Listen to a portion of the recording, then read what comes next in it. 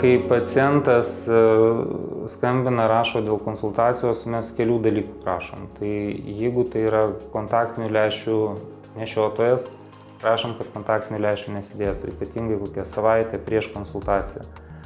Dabar kodėl? Todėl, kad vis tiek kontaktinis lęšis, jisai liečiasi prie ragenos, jisai atlieka tam mirksėdama akis, truputėlį visą laiką stumia lęšį žemyn, atsiranda tokie mikro kaip ir įbrėžimai ragenos ir akis yra sudirgusi, jeigu jisai yra išimtas tą pačią dieną arba kelias dienas prieš.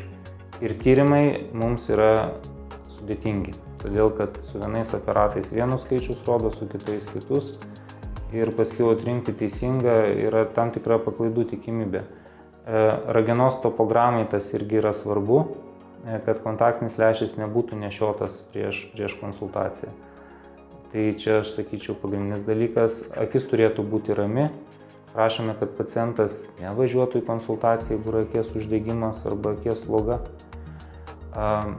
Merginų prašome, kad neprisidažytų daug, todėl kad yra lašinami lašai, vis tiek tušas, jisai tirpsta, nubėga į šalį ir tada ir akį norisi patrinti ir pasivalyti, kažką paspausti.